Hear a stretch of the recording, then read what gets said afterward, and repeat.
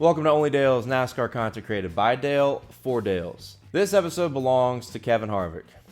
We remember Kevin Harvick's career through numerous moments, whether it's the triumphs, the tempers, or the tears.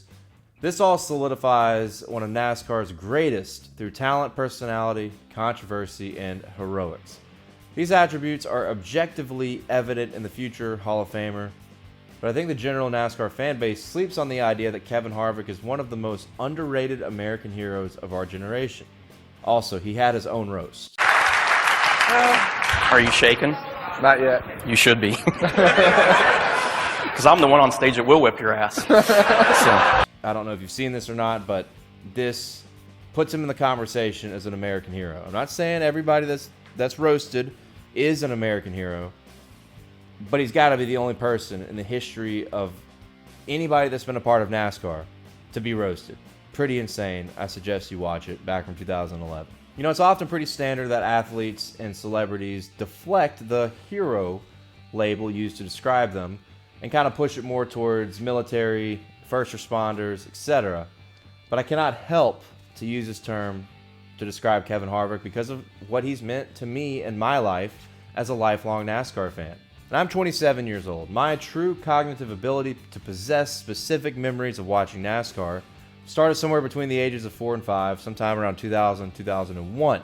And while I spent those early years obsessing over Jeff Gordon's flame paint scheme and the all-around coolness, backwards hat Dale Earnhardt Jr., big-time hotshot, I didn't pay a lot of attention to Kevin Harvick. And outside of Kevin Harvick's emotional, sensational win in Atlanta, a few weeks after the death of Dale Earnhardt, most of the attention went to Dale Earnhardt Jr. because of his heroic wins at Daytona and Dover that were globally renowned, and then you can throw in Talladega as well as the ultimate representation of the changing of the guard when it comes to the Pied Piper of superspeedway racing. And speaking of 2001, after February of that year when Dale Earnhardt passed, many of his massive fans dealt with the what now dilemma, and I'm sure someone you know or love, or either you in your own experience likely dealt with. Many of Dale's fans clung on to Dale Earnhardt Jr. Many of his fans probably just left the sport entirely out of sadness, but there were a lot that went with Kevin Harvick as well. And of course he was driving Dale's car and he had Dale's team, but there was something about Kevin Harvick that appealed to the common man. That something wasn't just talent, and it wasn't just driving Dale's car. It was a level of passion and fire in his personality that you just did not see a lot out of and the vast majority of NASCAR Cup Series superstar. By 2008, Happy Harvick already had 2 or 3 careers worth of high-temper moments, ready to swing with Ricky Rudd, going full send on Greg Biffle, a football spike on Joe Nemechek, aka Front Row Joe, the legend, on-track pit road crashes and antics with Coy Gibbs, Matt Kenseth, Kyle Busch, and Casey Kane, and a very memorable shoving match with Juan Pablo Montoya. One of the greatest stat lines ever. By 2008, Kevin Harvick had 11 wins and 10 fights. Harvick is a man of the people. He's a man who says what he wants when he wants. He doesn't sugarcoat anything. He tells it like it is. He gets in the face of anybody, literally afraid of nothing. He didn't cave to sponsors, didn't cave to PR concerns like you see many of today's drivers do and many of today's teams do. And he was still represented by some of the most notorious brands in NASCAR to the very end of his career. Jeff Gordon, I love you, but maybe you should take some notes on this one. The ability of Kevin Harvick to win a Daytona 500, a NASCAR Cup Series championship, over 60 Cup races, and over 120 NASCAR National Series wins, while possessing this uncanny ability to flip a switch from a calm and collected, charismatic dude to a certified psychopath who will rip your head off in a heartbeat, is absolutely unprecedented. You could say Tony Stewart and a couple other guys possess something similar as well. And coincidentally, one other guy was kind of similar.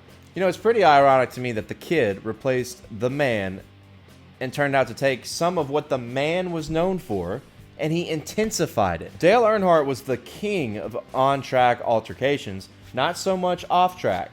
And Kevin Harvick, his replacement, mastered both of those. Literally was a king on track, king off track of altercations with high tempers, and it did not hurt his career. The level of intensity, talent, and polarization Kevin Harvick rippled through the sport of NASCAR for 23 years defines him, in my opinion, as a very underrated American hero. There's not another person on this planet nor in this universe that could have hopped in that car after Dale Earnhardt's passing and been as spectacular as Kevin Harvick.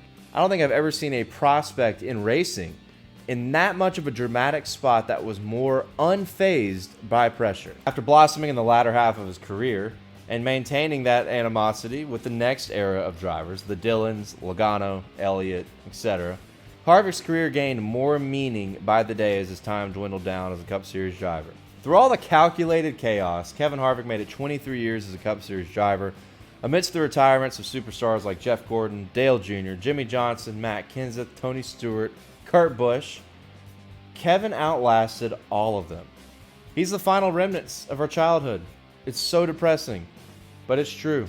If you're in your young 20s to your old 20s, Kevin Harvick is the last, or was, the last little remnants of the childhood we had left as NASCAR fans.